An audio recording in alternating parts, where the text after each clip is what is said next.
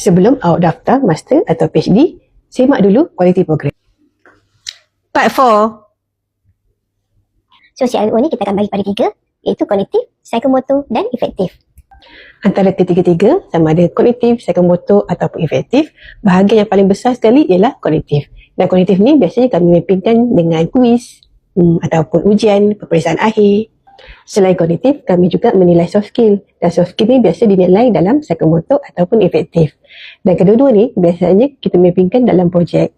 So dalam projek, student biasanya kena present lah. So kat situ skill communication akan dinilai. Setiap CLO ini kami akan mappingkan dengan PLO yang tertentu. Contohnya macam ini.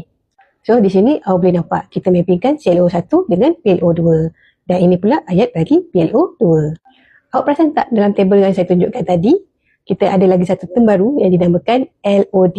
So LOD tu apa? Itu nanti next video lah.